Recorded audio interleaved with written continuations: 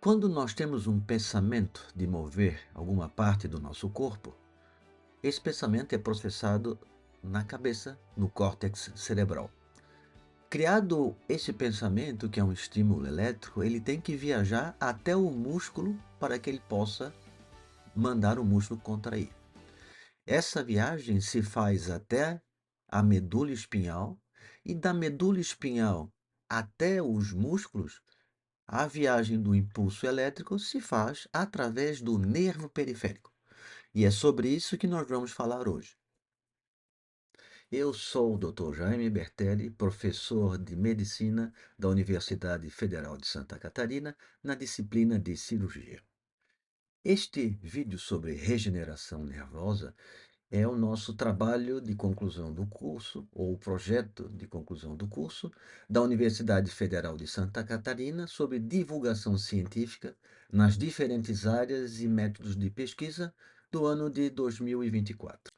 Os nervos periféricos dos membros, eles são de cor branca, eles têm mais ou menos o diâmetro de uma caneta, às vezes alguns como o nervo ciático maior.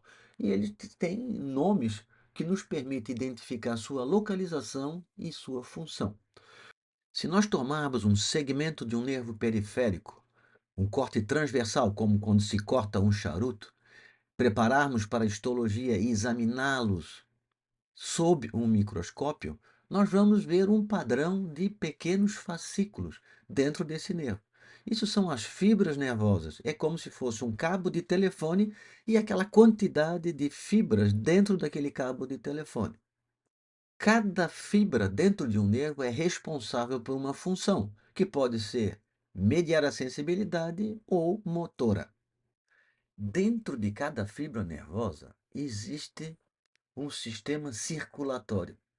Óbvio que não é de sangue, mas se eu injetar um produto no nervo e depois de 48 horas for na medula, eu consigo ver o mapeamento do neurônio responsável por aquela fibra nervosa. Então, essa é a imagem que nós temos ali de um neurônio em azul depois de ter sido colocado um contraste dentro de um nervo. Esse contraste viaja por dentro do nervo e vai na célula motora, que é o motoneurônio.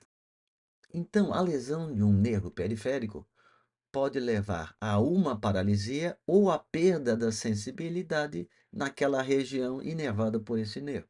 E as causas das lesões nervosas podem ser por trauma, podem ser por metabólicas, podem ser por infecções e por compressão, quando existe um esmagamento de um nervo. Nós dividimos o tipo de lesão desse nervo em neuropraxia, axonotimese e neurotimese.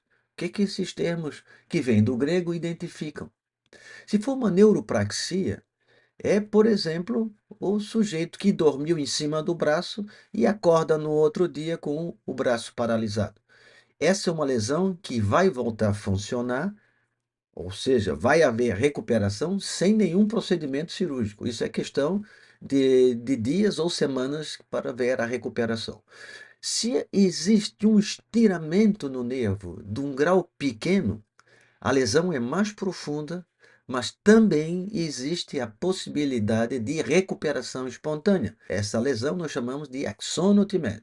Agora, entretanto, se houver uma secção desse nervo, ou se houver um estiramento importante, esse nervo não vai recuperar e nós chamamos de neurotimese. E aí o paciente tem que ser reoperado ou operado para reconstruir as funções ausentes. Então, qual seria a grande curiosidade na regeneração do nervo periférico? Acontece que quando um nervo é seccionado, tudo que está para frente dele morre. Então, seria como se fosse um cabo de telefone, onde todo o cobre dentro de cada fascículo, de cada fibra daquele telefone, morresse. E a ponta que ficou preservada tem que produzir de novo esse cobre para preencher todo aquele nervo. Então, o nervo cortado, ele vai crescer dentro daquele outro lado que morreu. Ele só vai utilizar a capa daquelas fibras para se projetar até a periferia, até chegar no músculo. E esse crescimento se faz como se fosse uma raiz, vai aos poucos. E a velocidade de crescimento é lenta.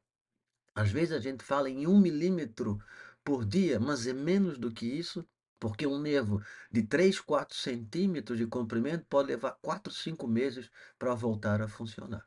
Depois da reconstrução do nervo, a volta da função é de 100%? Não, porque o processo de crescimento do axônio é muito complicado e existem problemas no meio desse caminho, como, por exemplo, ele ficar obstruído ou o neurônio que está produzindo o material para preencher esse axônio morrer por exaustão, ou o axônio perder o caminho original e entrar num outro caminho. Então, pode ter um resultado, por exemplo, numa reconstrução sensitiva, que o paciente vai tocar um dedo e vai sentir outro, porque houve um erro de agulhagem que a gente chama. E dentro do sistema motor também pode acontecer isso. Por exemplo, numa lesão do nervo facial, o axônio ou a fibra nervosa que vai à boca erra o caminho e vai no olho. Então, quando o paciente fecha a boca, ele automaticamente fecha o olho. O nome disso é cocontração.